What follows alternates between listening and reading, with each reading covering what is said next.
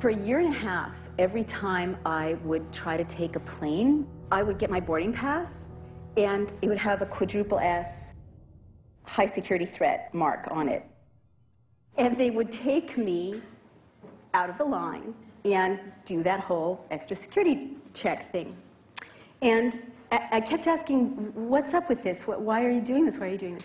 And finally, this nice young TSA agent said, oh, you're on the list. And I'm like, the list? I'm on the list? How was Nazi Germany able to round up so many Jews so quickly?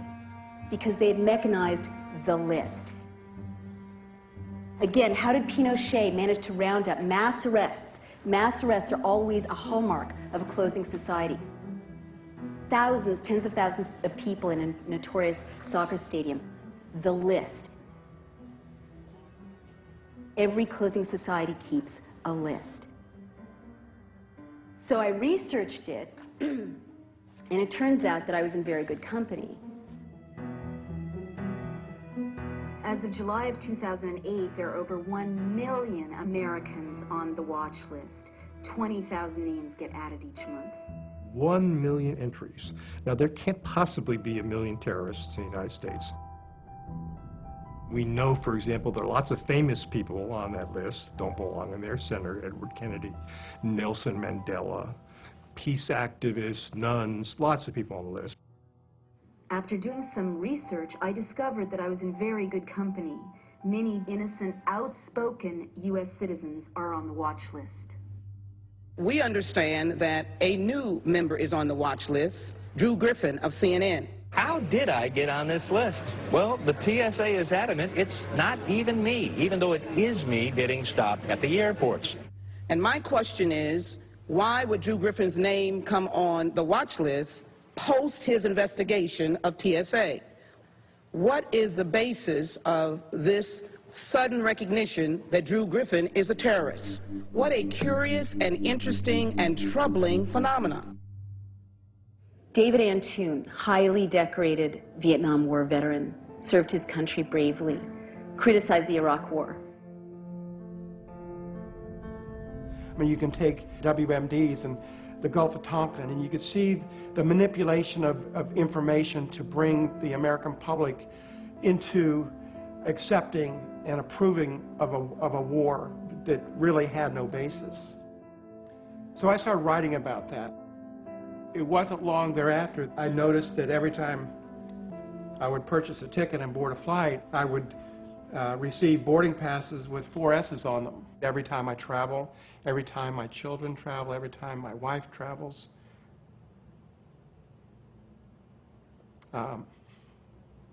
Every time my 86-year-old mother travels. They're all on the watch list. So, you know, it's an inconvenience, but it's insulting.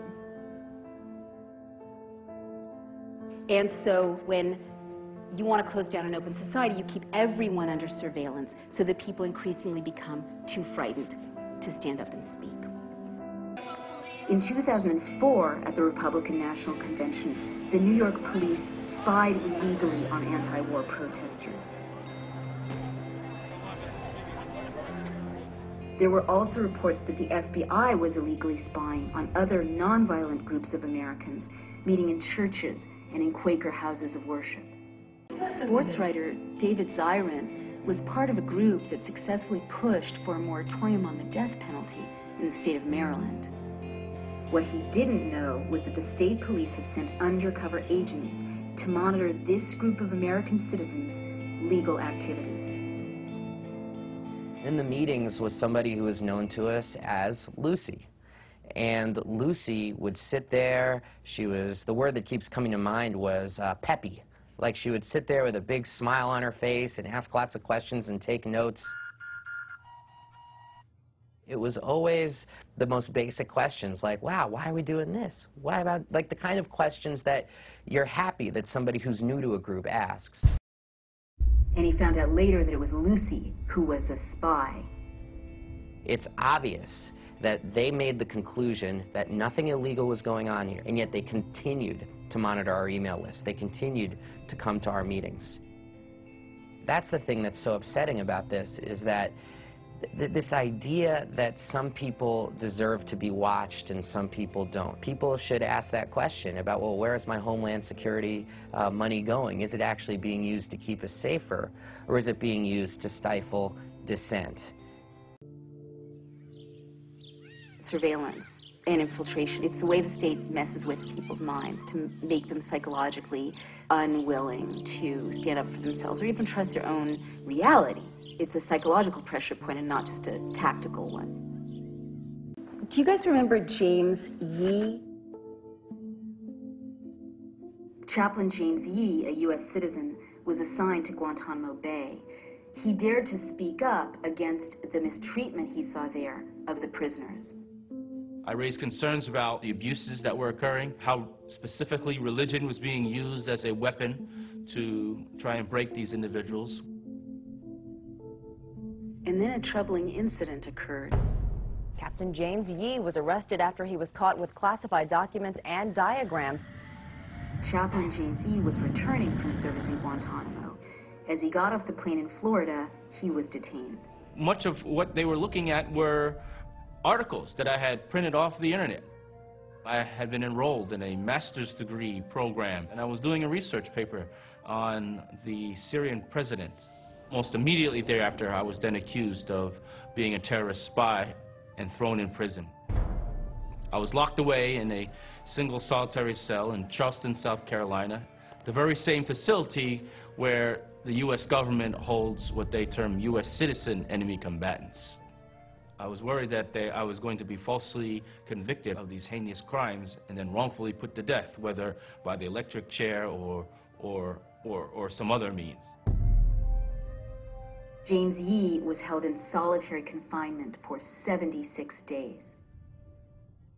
But now this guy is out of prison, and every time he crosses a border, they take him and hold him and release him.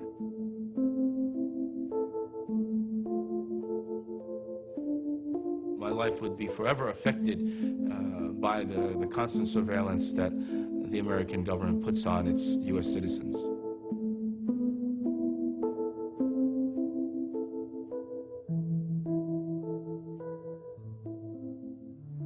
Maher Arar, software engineer. Maher Arar, a Canadian citizen, had been vacationing with his family in Tunisia. As they were flying home, he was taken at the airport and separated from them. I was pulled aside by immigration officials. They took my fingerprints, my photos. All of a sudden, FBI officials came and started interrogating me. He was stopped at JFK, pulled out of line, interrogated all day, and then taken to the Metropolitan Detention Center in New York. This father of two was held in solitary confinement for 2 weeks. He repeatedly asks for his attorney. He tells them he'll be tortured in Syria. He tells them he doesn't want to go to Syria. He was then taken via Jordan to Syria, where he is detained for a year. There was no light in there. It was 3 feet wide, 6 feet deep, and 7 feet high. It was a torture chamber. He was whipped with an electrical cable. He was interrogated for up to 18 hours a day. First time they beat me, I was in the chair. He showed me the cable, and he started beating me all over my body. No one knew for the first 2 weeks in Syria where he had been removed because the U.S. government wouldn't tell people. Maher Arar was kept in a grave-like cell and tortured for over 10 months. He was then released, and no charges were ever filed against him. I still have fears. I don't take the plane anymore. I don't fly. I have not been able to find a job. They ruined my life. They ruined my life.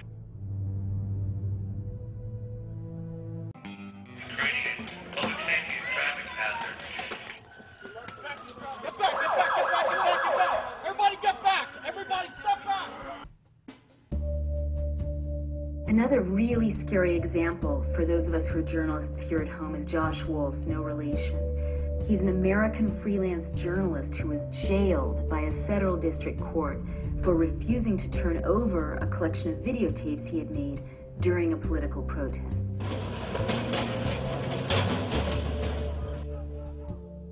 About 2 days after I filmed that protest, the FBI showed up at my house and asked a bunch of questions and wanted to obtain a copy of the full tape.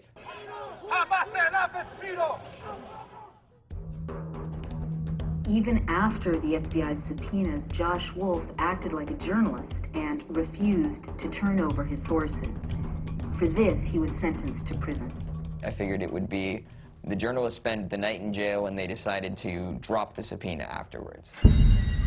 This wasn't the case. You're taken by U.S. Marshals from a courtroom, forced to strip down to absolutely nothing, handcuffs in the front, a chain around my waist tied to my feet. I remember seeing this very large guy, giant guy, shaved head, tattoos, looked completely scary as all can be. He's like, "So what are you in here for?" And I'm like, "Oh, I'm a journalist that refused to provide tape and testify before a grand jury about protesters." And he's like, "So you're here for not snitching? That's amazingly cool, man."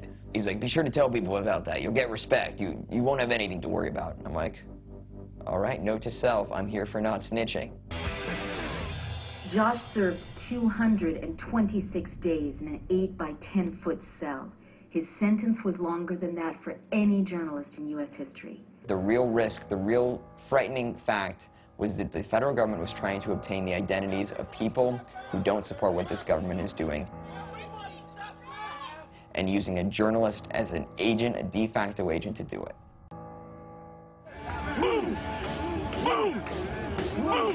Gentlemen being arrested, and there are a lot of us, but what the fuck?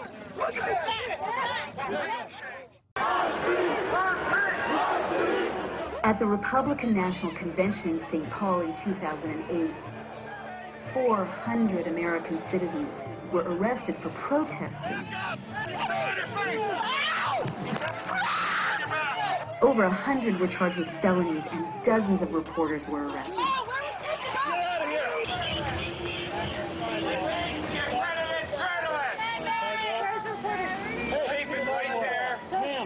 Release the accredited journalist now! From the convention floor. You are violating my constitutional rights. You are violating now. Sir, I want to talk to you. Do not arrest me. Do not arrest me. Stay right there. Back up, back up. Among those reporters arrested was Amy Goodman, journalist and host of the program Democracy Now! Amy, we're going to get you out of here very soon. Yes. In a nearby park, there was a mass arrest of more than 200 people who weren't even part of the convention protests. You know, we knew that we hadn't done anything wrong. No one was really even holding signs. No one was really even demonstrating. We were all just hanging out. Out of nowhere, the police tightened in, and everyone's kind of getting nervous at this point. And they get on the bullhorn and they say, "Ladies and gentlemen, you're all under arrest."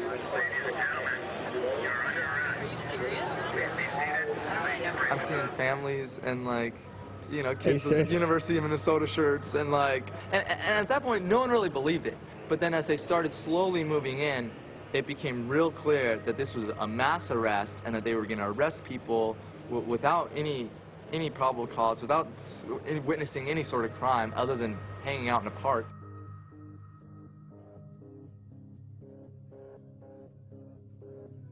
Under the Minnesota Patriot Act, 8 American citizens protesting the convention were later charged with terrorism. Get back! So at the last stage, you start to see this just flat-out subversion of the rule of law, or making it easier to declare martial law.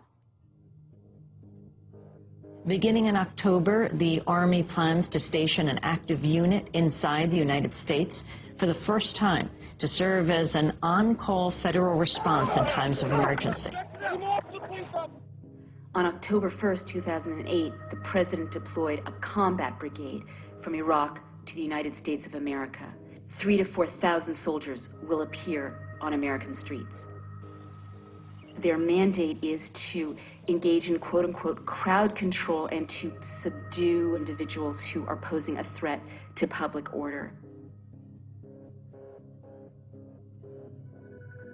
This damage has been done to pull the last threads out, to make it look like a democracy, but make sure that essentially the pendulum cannot swing.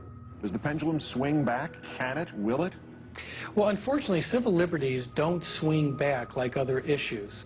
Civil liberties is a very precious commodity. When you lose them, it tends to run out of your hand like sand, and it's hard to get it back. The window's closing, but it hasn't closed. And if we rise up together, there's no force on earth that can restrain us.